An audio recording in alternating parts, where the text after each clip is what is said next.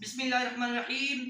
چونکہ ہم قرآن مجید کے پارہ نمبر 2 سورہ بقرہ کے اس رکوع کی تلاوت کر رہے تھے جو سارے کا سارا رمضان المبارک کے حوالے سے ہے۔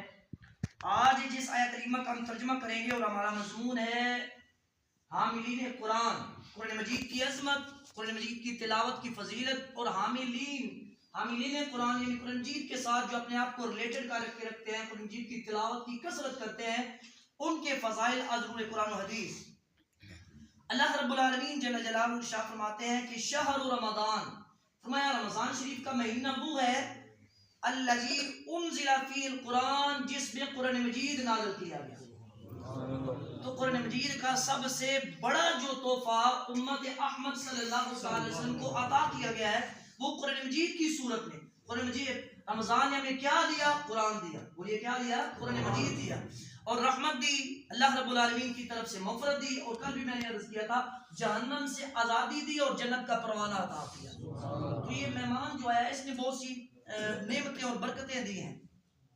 اللہ رب العالمین جل جلالہ ارشاد فرماتے ہیں یہ وہ عظمتوں والا مہینہ ہے جس میں قرآن مجید نازل کیا گیا، اور ہدی للناس، یہ لوگوں کے لیے ہدایت ہے۔ بولیے کیا ہے؟ قرآن مجید جی لوگوں کے لیے ہدایت ہے۔ وبینات من الہدی والفرقان، اور اس میں روشن دلائل ہیں، والفرقان، اور یہ حق اور باطل میں فرق کرنے والا ہے۔ فرقان کا مطلب ہوتا ہے فرق کرنے والا۔ یہ قرآن مجید کھوٹے اور کھرے میں بولیے کیا کرنے والا؟ امتیاز کرنے والا ہے، فرق کرنے والا ہے۔ اب رمضان المبارک کا جو ایک خاصہ ہے، جس طرح میں نے کل بھی عرض کیا تھا اور بھی عبادات ہیں، لیکن جو رمضان کی خاص عبادتیں ہیں وہ دو ہیں، روزہ رکھنا اور تلاوت قرآن کرنا۔ بولیے کیا کرنا؟ روزہ رکھنا اور تلاوت قرآن کرنا۔ تلاوت قرآن مجید کرنے والے کے کتنے فضائل ہیں، بہت سی حدیث ہیں، میں چند ضروری باتیں اور ایسی باتیں قرآن پاک اور حدیث پاک سے جو میرے لیے بتانے کے بعد ہدایت کا سبب بنے، جو میرے لیے بتانے کے بعد بخشش و مغفرت اور قبر کی بہتری اور حشر کی بہتری کا سبب بنے، جو ہم سب کی بہتری کا سبب بنے۔ وہ احادیث ان علی بن ابی طالب قال قال رسول اللہ صلی اللہ تعالی علیہ وآلہ وسلم، حضرت مولا علی پاک رضی اللہ تعالی عنہ آپ سے مروی حدیث پاک ہے اور ترمذی شریف کی حدیث پاک ہے۔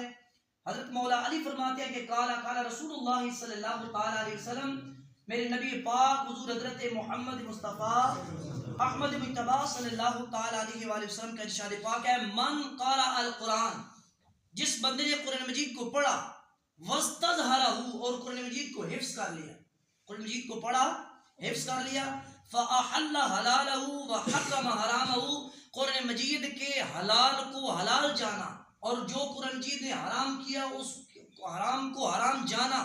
قرآن مجید میں حلال چیز کی گئی ہے نا، حلال کے حلال، حلال کی حلال جانا، اور حرام کو بولیے کیا جانا؟ حرام جانا۔ وشفعہ، ادخلہ اللہ بہ الجنہ، اللہ رب العالمین قرآن مجید کی بدولت اس بندے کو جنت عطا فرما دے۔ قرآن مجید کو پڑھا، حفظ کیا، قرآن مجید کے حلال کو حلال جانا، حرام کو حرام جانا، اللہ رب العالمین قرآن مجید کے توسط سے اس کو جنت عطا فرما دے گا۔ اور صرف یہ نہیں، فرمایا وشفعہ فی عشرۃ من اہل بیتہ کلہم وجبت لہ النار، اور اپنے گھر والوں میں سے 10 بندے چن کے وجبت لہ النار، جن پہ جہنم واجب ہو چکی ہوگی، لازم ہو چکی ہوگی، ضروری ہو چکی ہوگی، ان 10 جہنمیوں کو چن چن کے اپنے ساتھ وہ شفاعت کرے گا، اس کی شفاعت قبول کر لے جائے گی اور اپنے ساتھ جنت میں لے جائے گا۔ خود تو جنت میں جائے گا اور اپنے ساتھ وہ بندے جو 10 جن پہ جہنم بولیے کیا ہو چکی ہے؟ واجب ہو چکی ہے، ان کو لے کر جنت میں ساتھ چلا جائے گا۔ ان عبداللہ بن عمر رضی اللہ تعالی عنہما، حضرت عبداللہ بن عمر رضی اللہ تعالی عنہما آپ سے مروی حدیث پاک ہے، اور یہ ترمذی شریف کی حدیث پاک ہے۔ امام ترمذی نے ترمذی میں حدیث پاک کو نقل کر کے فرمایا ھذا حدیث حسن صحیح۔ جب اس طرح کے لفظ میں بولتا ہوں تو مطلب یہ ہوتا ہے کہ حدیث میں کوئی ضعف نہیں، کوئی کمزوری نہیں، کوئی نقص نہیں، کوئی ریب نہیں، کوئی ڈاؤٹ نہیں، کوئی کسی قسم کا کوئی شک نہیں ہے۔ جب اس طرح کے لفظ محدث حدیث کو اپنی احادیث کی کتابوں میں نقل کرنے کے بعد یہ لکھ دیتے ہیں اپنی طرف سے جملہ کہ ھذا حدیث صحیح، یا ھذا حدیث حسن، یا ھذا حدیث صحیح الاسناد، تو اس کا مطلب ہوتا ہے حدیث میں کوئی شک شبہ۔ قال قال رسول اللہ صلی اللہ تعالی علیہ وسلم، وہ فرماتے ہیں حضرت عبداللہ بن عمر کہ کملی والے آقا حضور حضرت محمد مصطفیٰ احمد مجتبی صلی اللہ تعالی علیہ وآلہ وسلم کا ارشاد پاک ہے، یقال لصاحب القرآن، فرمایا کہ قیامت والے دن قرآن مجید کے صاحب کو، قاری قرآن، حافظ قرآن کو، قرآن مجید کی تلاوت کرنے والے کو کہا جائے گا اقرا ورتقی، پڑھ اور جنت کے منازل چڑھتا جا۔ فرمایا ورتل کما کنت ترتل فی الدنیا، اس طرح ٹھہر ٹھہر کے تلاوت کر جس طرح تو دنیا میں تلاوت کیا کرتا تھا۔ فرمایا فَإِنَّ مَنزِلَتَكَ عِنْدَ آخِرِ آیَةٍ تَقْرَأُ بِهَا، وہ تیرا ٹھکانہ، وہ تیری منزل، وہ تیرا درجہ ہوگا جہاں تو قرآن مجید کی آخری آیہ کریمہ تلاوت کرے گا۔ قرآن مجید پڑھتا چلا جا اور جنت کے درجات چڑھتا چلا جا، وہ تیرا آخری ٹھکانہ ہوگا جہاں تیری آخری آیہ کریمہ ہوگی، یعنی جہاں تو بناس کرے گا وہی تیری کیا ہوگی؟ منزل ہوگی۔ اور حضرت عبداللہ بن عباس رضی اللہ تعالی عنہما، آپ سے مروی حدیث پاک، حضرت عبداللہ بن عباس یہ کون ہے؟ میرے کملی والے آقا صلی اللہ تعالی علیہ وسلم کے چاچا زاد بھائی ہیں، حضرت عباس کے بیٹے ہیں، عبداللہ جن کا نام تھا، اور یہ حضرت عبد المطلب رضی اللہ تعالی عنہ کے پوتے ہیں۔ یہ وہ ہستی ہیں جب پیدا ہوئے تھے تو کملی والے آقا صلی اللہ علیہ وسلم نے ہاتھوں میں اٹھایا اور ہاتھوں میں اٹھا کے ان کے علم نافع کی دعا کی۔ اس علم نافع کی دعا کا جو سرکار نے آپ کے بارے میں کی تھی، ایسا اثر ہوا کہ قرآن مجید کے سب سے پہلے باقاعدہ مفسر آپ بنے حضرت عبداللہ بن عباس رضی اللہ تعالیٰ عنہ۔ قرآن مجید کی سب سے پہلی تفسیر کرنے والے حضرت عبداللہ بن عباس ہیں رضی اللہ تعالیٰ عنہ۔ آپ سے مروی حدیث پاک ہے، امام ترمذی نے ترمذی میں نقل کر کے فرمایا ھذا حدیث حسن صحیح، اور امام حاکم نے اس کو مستدرک میں نقل کر کے فرمایا ھذا حدیث صحیح الاسناد۔ قال قال رسول اللہ صلی اللہ تعالی علیہ وآلہ وسلم ان الذی لیس فی جوفہ شیء من القرآن کالبیت الخراب، اس طرف ذرا توجہ دیجیے۔ میرے کملی والے آقا صلی اللہ تعالی علیہ وآلہ وسلم ارشاد فرماتے ہیں کہ وہ دل جس میں قرآن مجید کا کچھ حصہ بھی نہیں ہے، فرمایا لیس فی جوفہ شیء من القرآن کالبیت الخراب، وہ اجڑے ہوئے ویران گھر کی مانند ہے۔ وہ دل جس میں قرآن مجید کا کوئی حصہ بھی نہیں ہے، قرآن مجید حفظ نہیں کیا ہوا، کوئی صورت یاد نہیں ہے، کالبیت الخراب، وہ اجڑے ہوئے ویران گھر کی طرح ہے۔ اجڑے ہوئے ویران گھر میں جب بندہ جاتا ہے تو ہر چیز کو دیکھ کے ڈر ہی آتا ہے، جیسے اس اجڑے ہوئے گھر کو دیکھ کے ڈر آتا ہے، ویسے انسان کا دل بجوز قرآن مجید کے، قرآن مجید اس میں نہیں ہے تو اجڑے ہوئے اس گھر کی طرح ہے۔ مطلب یہ قرآن مجید دل میں نہ ہو تو دل ہے اجڑا ہوا، تو دل بسے گا کیسے؟ جیسے جیسے قرآن مجید آتا چلا جائے گا، جتنا ہم قرآن مجید کی طرف رغبت کریں گے، توجہ کریں گے، محبت کریں گے، یاد کریں گے، اتنا ویران دل وہ کیا ہوتا چلا جائے گا؟ آباد ہوتا چلے گا۔ اور بڑی ایمان افروز حدیث پاک اور اس پہ توجہ کیجیے گا۔ ان انس قال قال رسول اللہ صلی اللہ تعالی علیہ وآلہ وسلم، حضرت انس بن مالک رضی اللہ تعالی عنہ آپ سے مروی حدیث پاک ہے، امام دارمی نے اس کو سنن میں نقل کیا اور کہا اسنادہ صحیح، یعنی اس کی جو اسناد ہے حدیث پاک کی وہ ساری کی ساری صحیح ہے۔ آپ فرماتے ہیں کہ کملی والے آقا صلی اللہ تعالی علیہ وآلہ وسلم کا ارشاد پاک ہے ان للہ اہلین من الناس، فرمایا لوگوں میں سے کچھ بندے ایسے ہیں جو اہل اللہ ہیں، جو اللہ والے ہیں، جو اللہ کے محبوب ہیں، جو اللہ کے پیارے ہیں، جو اللہ جل جلالہ کے پسندیدہ ہیں۔ جب یہ بات کملی والے آقا صلی اللہ تعالی علیہ وسلم نے کی تو صحابہ کرام نے عرض کیا یا رسول اللہ، قالوا من ہم یا رسول اللہ، یا رسول اللہ وہ کون ہیں جو اہل اللہ ہیں، جو اللہ تعالیٰ کے پسندیدہ ہیں؟ چونکہ صحابہ کرام کے دلوں میں بھی ایک اشتیاق، ایک چاہت پیدا ہوتی تھی کہ جب کملی والے آقا یہ فرما رہے ہیں کہ کچھ لوگ ایسے ہیں جو اہل اللہ ہیں، اللہ تعالیٰ اللہ والے ہیں، تو دل میں اشتیاق پیدا ہوا حضور سے پوچھ ہی لیں تاکہ اللہ والوں سے ملاقات ہم کریں، ان کی زیارت کریں، ان کی سنگت صحبت اختیار کریں۔ تو کملی والے آقا صلی اللہ تعالی علیہ وسلم نے جواب دیا قال اہل القرآن ہم اہل اللہ وخاصتہ، فرمایا اہل قرآن ہی اہل اللہ ہیں، اللہ والے ہیں اور اللہ تعالیٰ کے خاص بندے ہیں۔ قرآن مجید کی کثرت سے تلاوت کرنے والے، اس قرآن مجید سے محبت کرنے والے ہی اہل اللہ ہیں، اللہ تعالیٰ کے پسندیدہ ہیں اور اللہ رب العالمین کے بولیے کیا ہیں؟ خاص ہیں۔ اور یہ بات یاد رکھیں، قرآن مجید سے محبت کرنے والا، چونکہ یہ کیا ہے؟ کلام الہی ہے، اللہ رب العالمین کی صفت ہے، اس صفت سے محبت کرے گا جو وہ اللہ رب العالمین کی ذات سے محبت کرے گا. اور یہ کس سے محبت کرے گا؟ اللہ رب العالمین سے محبت کرے گا. اور کملی والے آقا صلی اللہ علیہ وسلم اپنے چونکہ اصحاب بھی تھے اور وہ طلباء بھی تھے اور اتنی زیادہ ان سے محبت کرتے تھے، جو صفہ کے چبوترے پہ 300 کم و بیش صحابہ کرام ہر وقت بیٹھے رہتے تھے اور کملی والے آقا صلی اللہ علیہ وسلم سے پڑھتے رہتے تھے، حضور کے طالب علم. اتنی کملی والے آقا ان سے محبت کرتے تھے کہ گھر سے کھانا اپنے ہاتھوں سے لے کر ان کو کھلایا کرتے تھے. اور بعض اوقات تو یوں ہوتا کہ کملی والے آقا صلی اللہ علیہ وسلم جب اپنے طلباء کو کھلاتے، کنسیپٹ چینج ہو چکے ہیں. میں یہ کہتا ہوں کہ سب سے بہترین مستند کنسیپٹ بحیثیت استاد اور بحیثیت طالب علم کا وہ ہے جو کملی والے آقا حضور حضرت محمد مصطفیٰ نے دیا. کیوں؟ کیونکہ کملی والے آقا صلی اللہ تعالی علیہ وسلم کائنات کے سب سے بڑے معلم ہیں، کائنات کے سب سے بڑے پروفیسر، کائنات کے سب سے بڑے مدرس، کائنات کے سب سے بڑے استاد. حضور سے بڑھ کے کائنات میں کوئی استاد کوئی نہیں. اور حضرات صحابہ کرام رضوان اللہ تعالی علیہ مجمعین جو کائنات کے سب سے بڑے استاد ہیں، ان کے سامنے ثانوی تلمذ طے کرنے والے، ان سے سیکھنے والے صحابہ سے بڑھ کر طالب علم کوئی. تو سب سے بڑا بحیثیت استاد اور بحیثیت طالب علم جو کنسیپٹ ملا وہ ہمیں بارگاہ مصطفیٰ سے ملا ہے، نہ کہ ہمیں یورپ سے ملا. آج کنسیپٹ چینج ہو گئے ہیں. استاد دور رہے گا، ہاتھ سے طالب علم کو اپنے سینے سے لگا بھی نہیں سکتا، معانقہ نہیں کر سکتا، سلام نہیں لے سکتا. کیوں نہیں؟ استاد کا وقار مجروح ہوتا ہے. خاص ایک ڈسٹینس رکھنا ہے، ایک فاصلہ رکھنا ہے استاد کے درمیان اور طالب علم کے درمیان. عجیب و غریب معاملات ہیں. بہر صورت نظریں یورپ کی طرف لگی ہیں. جو کنسیپٹ جو نظریہ دیا تھا حضور نے تو یہ نظریہ دیا تھا. حضرت ابو ہریرہ فرماتے ہیں کہ مجھے انتہائی سخت بھوک لگی ہوئی تھی اور میں سرکار کی خدمت میں بیٹھا ہوا تھا اور منتظر تھا کہ کوئی چیز آئے میرے حصے بھی. اتنے میں ایک بندہ آیا اور اس نے پیالہ دودھ کا پیش کیا. تو کملی والے آقا صلی اللہ تعالی علیہ وسلم میرے ذہن میں تھا کہ سرکار فرمائیں گے ابو ہریرہ اٹھ اور یہ پی لے. سرکار فرماتے ہیں ابو ہریرہ اس طرح کر اپنے سارے دوستوں میں بانٹ. حضرت ابو ہریرہ فرماتے ہیں میں نے سب کو پلانا شروع کر دیا. پہلے میرے ذہن میں یہ تھا پیالہ ایک ہے، بھوک مجھے لگی ہے، سرکار مجھے فرما رہے ہیں جب پیالہ میں دوسروں کو دے دوں گا میرے حصے میں کیا آئے گا. سرکار نے فرمایا سب کو پلا. حضرت ابو ہریرہ فرماتے ہیں ایک پیالہ میں نے سب کو پلایا، پیالہ ابھی بھرا کا بھرا رہا جیسے. پھر کملی والے آقا صلی اللہ علیہ وسلم نے فرمایا اے ابو ہریرہ پیو. میں نے پیا. سرکار نے فرمایا پھر پیو. میں نے پھر پیا. سرکار فرماتے ہیں پھر پیو. میں نے 3 دفعہ پیا. پیالہ ایک ہی ہے. اسی سے جب میں نے پی لیا، صحابہ نے پی لیا، سرکار نے فرمایا اب مجھے دے دو. سب کے بعد حضور پی رہے.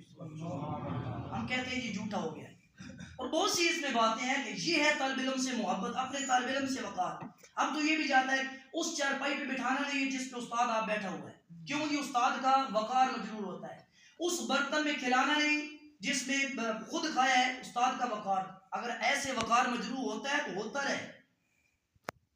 بہترین کنسیپٹ وہ جو کملی والے آقا صلی اللہ تعالی وسلم دے رہے ہیں. اور ہمارے حضرت صاحب ایک بہت بڑا ہمارا ادارہ اسلام بیربل شریف اور عصر حاضر کی بہت بڑی علمی اور روحانی شخصیت. آپ اور جن کے ادارہ اسلام بیربل شریف ہزاروں طلباء، ہزاروں قراء، ہزاروں علماء فارغ ہو چکے ہیں. آپ اپنے طالب علموں کی جوتیاں اٹھا کے وہ خود سلائی کرنے کے لیے لے جاتے تھے. اور آپ فرماتے تھے مجھے کوئی شیخ کامل نہ کہے، کوئی مجھے پیر طریقت نہ کہے، کوئی رہنمائی شریعت نہ کہے، مجھے بس یہ کہہ دیا کرو طلباء کا خادم.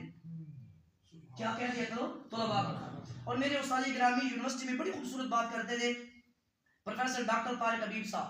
وہ فرماتے تھے میں یونیورسٹی میں جب بھی کوئی عالم آتا ہے پروفیسر میرے سامنے تو میں ہاتھ باندھ کے کھڑا ہو جاتا ہوں. جو انہوں نے بات کی بڑی خوبصورت مجھے ہمیشہ وہ دل میں رہتی ہے اور میں اس کی اپنے لیے چاہت ہی رکھتا ہوں. آپ فرماتے تھے او بے عقلو تمہیں سمجھ نہیں ہے، تم اس جو سامنے تمہارے چل کے آ رہا ہے اس ڈھانچے کی عزت نہیں کر رہے. اس کی ذات میں جو موجود اللہ رب العالمین کی علمیت صفت ہے علم، اور حضور کی جو صفت حدیث ہے وہ اس کا حقیقت میں احترام بجا رہا ہے. اس شخصیت کا نہیں. اس میں موجود حافظ قرآن ہو، قاری قرآن ہو، عالم دین ہو، کوئی بھی پڑھا لکھا ہو تو اس کی شخصیت کا نہیں احترام بلکہ اس کی شخصیت میں موجود اللہ اور اس کے رسول کی جو امانت قرآن حدیث کی صورت میں ہے اس کا تم کیا کر رہے ہو؟ احترام کر رہے ہو. اور یہ چیزیں، اور میں اکثر یہ سوچتا ہوں خوش بخت ہے وہ بندہ، خوش نصیب ہے بندہ. مرنا تو ہر ایک نے ہے، میں نے بھی مرنا ہے، آپ نے بھی مرنا ہے. قرآن مجید کے لفظ ہے الاخلاء یومئذ بعضهم لبعض عدو الا المتقون. کیا دنیا کی ساری صحبتیں، دنیا کی ساری محبتیں، دنیا کی ساری سنگتیں قیامت والے دن یہ سنگتیں، یہ صحبتیں، یہ دشمنیاں، یہ محبتیں جو ہے قیامت والے دن یہ دشمنی میں بدل جائے گی.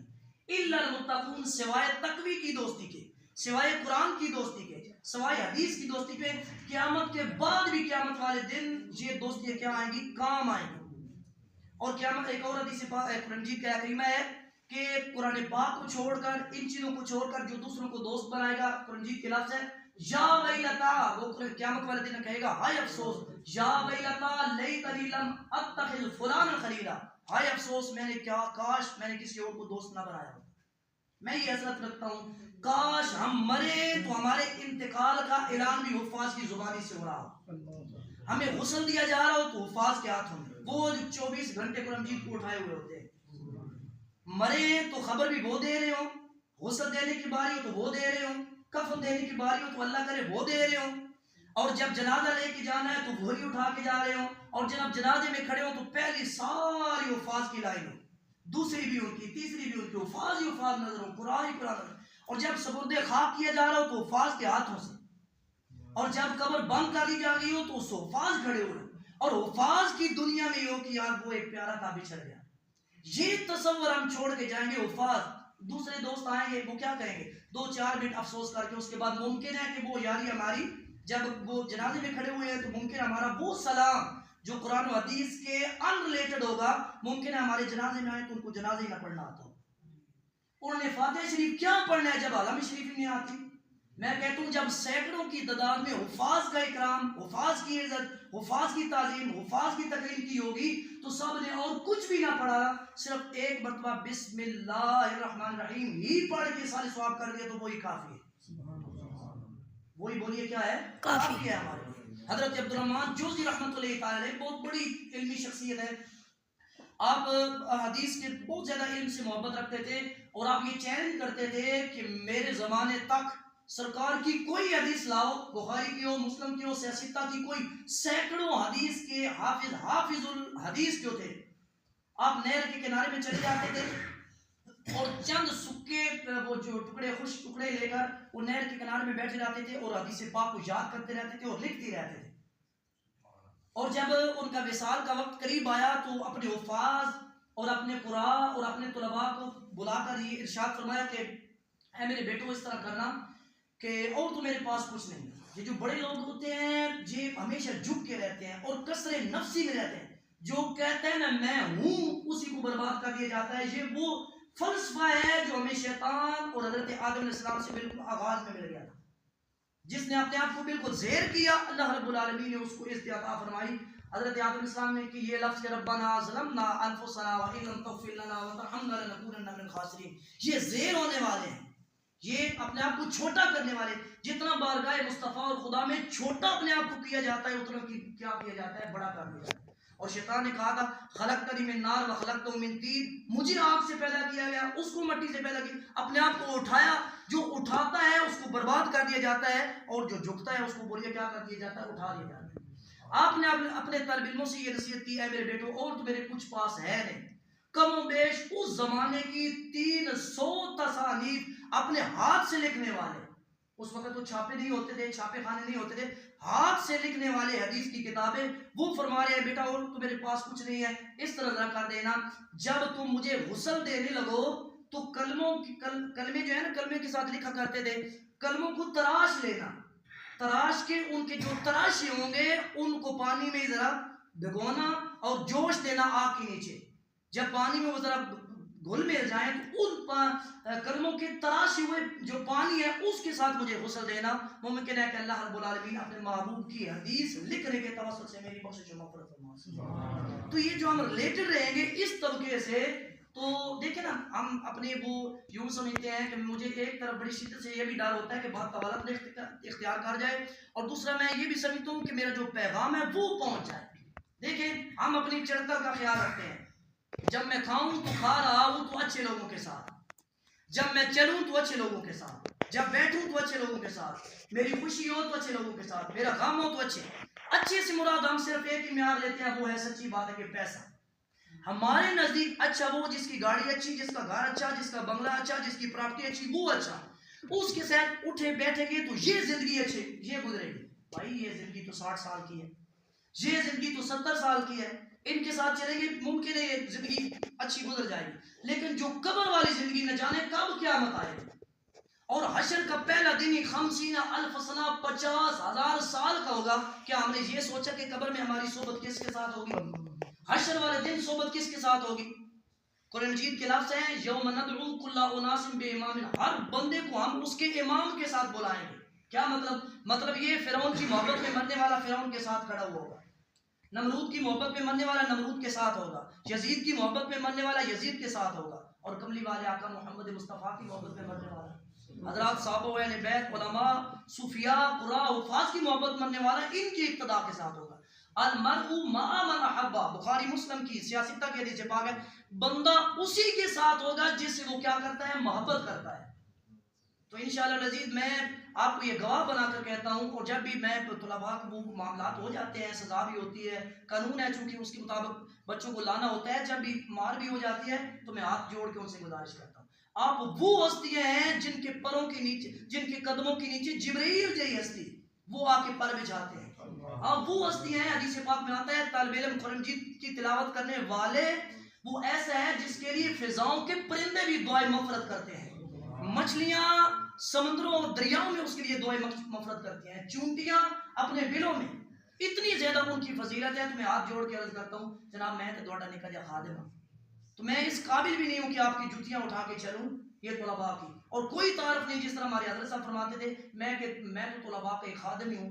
یہ آپ سب کو یہ میں گواہ بنا کے رمضان شریف کے مہینے میں نماز فجر کے بعد یہ کہتا ہوں کہ کوئی تعارف نہیں، اسی تعارف میں ناز ہے، اسی میں مان ہے کہ اللہ تعالیٰ طلباء کی خدمت عطا فرمائے رکھے، ان کی سنگت اور صحبت عطا فرمائے. جس طرح وہ میں نے پہلے عرض کی ہے، کاش جنازہ جا رہا ہو تو طلباء کی طرف سے صدائیں آ رہی ہوں لا الہ الا اللہ. اللہ تعالیٰ مجھے آپ کو قرآن مجید کے ساتھ محبت عطا فرمائے. اور کیوں ان کے ساتھ اتنا زیادہ ہے؟ کیونکہ ہم طلباء میں رہتے ہیں، صبح اٹھتے ہیں 4 بجے تو قرآن مجید ان کے ہاتھوں میں ہوتا ہے، نماز تک قرآن مجید ان کے ہاتھ میں رہتا ہے، نماز کے بعد جب پڑھ لیتے ہیں تو کھانا ناشتے تک قرآن مجید ان کے ہاتھ میں رہتا ہے، ناشتہ کر لیتے ہیں تو ناشتے کے بعد 12 بجے تک قرآن مجید ان کے ہاتھ میں رہتا ہے، 12 کے بعد جب سو کے اٹھتے ہیں عصر تک قرآن مجید ان کے ہاتھ میں رہتا ہے، مغرب سے عشاء تک قرآن مجید ہاتھ میں رہتا ہے، عشاء رات 10-11 بجے تک قرآن مجید ان کے ہاتھ میں رہتا ہے. اٹھتے ہیں تو سب سے پہلی نگاہ قرآن مجید پہ، سوتے ہیں تو پھر قرآن مجید کو، افتتاح بھی قرآن مجید سے، اختتام بھی کس سے ہو رہا ہوتا ہے؟ قرآن مجید سے. یہ لوگ قرآن مجید سے جڑے ہیں، اور جو اگر ہم ان سے جڑیں گے تو اللہ رب العالمین ان کی سنگت اور صحبت کا ہمیں انشاءاللہ قبر و حشر میں اور مرنے کے بعد بالخصوص سے عطا فرمائے گا.